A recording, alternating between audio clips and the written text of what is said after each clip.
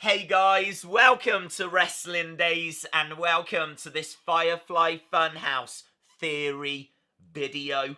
We're not going to break the whole thing down. We absolutely can, but I'm not going to do it here and now because I really feel like there's so much in there. I need to watch it like 20 times to make sure I definitely don't miss anything. It basically was the history of John Cena. And it was really the dissection of John Cena as well. It really played on his anxieties and his fears. And it was absolutely fascinating to watch. I don't really view it as a match. I kind of view it as a Funhouse episode. I feel like we got a WrestleMania Funhouse episode. That's probably the best way that I can put it.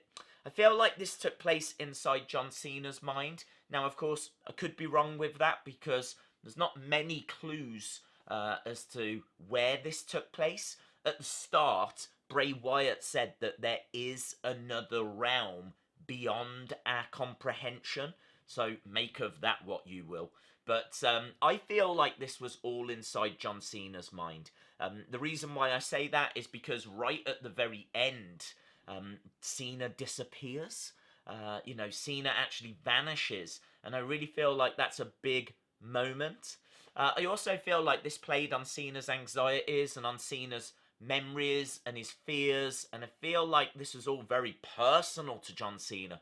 So it really does make sense that it's all within his mind. I mean, it was so personal. We even had that amazing moment when Bray started singing Nikki Bella's entrance music. So as I said, I mean, all credit to John Cena for allowing himself to kind of even be put through this kind of an experience.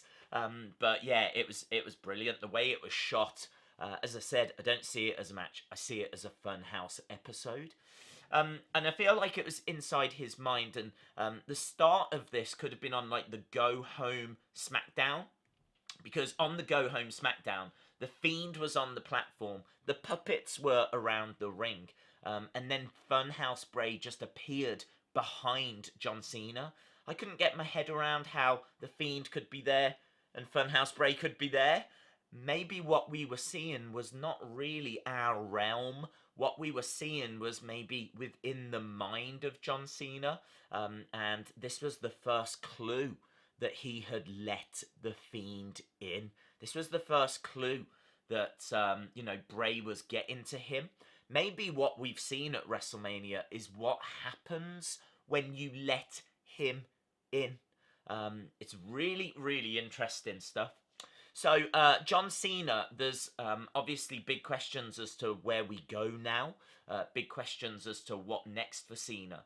And I've got to give a shout out to @WrestlingRecon because they actually kind of called this a few days ago, because Bray Wyatt sent this out.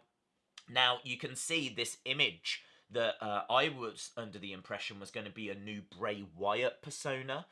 We were going down the path of this being like the darker side of Huskus. But you can see what he has put in the text above it. It says, "Let's take a closer look at you," which is the exact same thing that he says at the beginning of the Firefly Funhouse when he's talking about John Cena, as well as that Code Orange that do Bray Wyatt's entrance music. They tweeted out the exact same thing.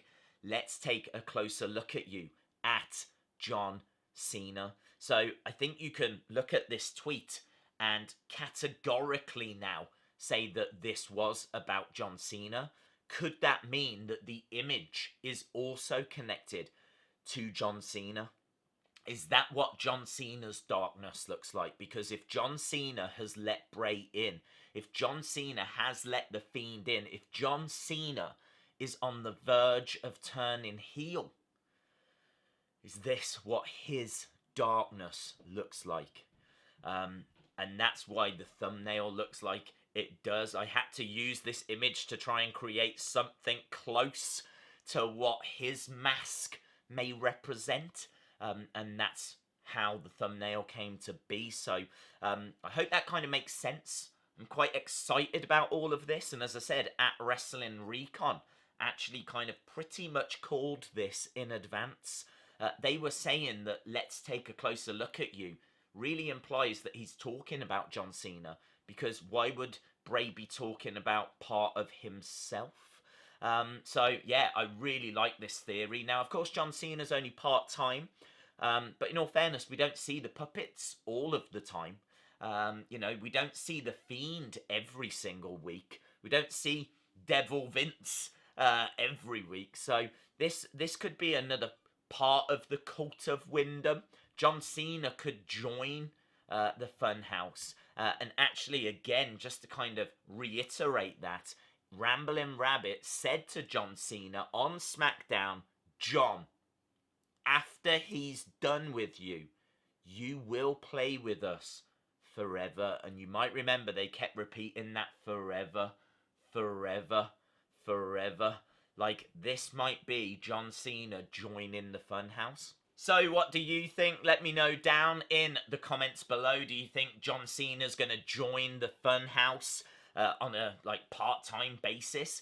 Do you think that John Cena will just have no recollection of what's happened, and maybe he won't even remember WrestleMania weekend at all?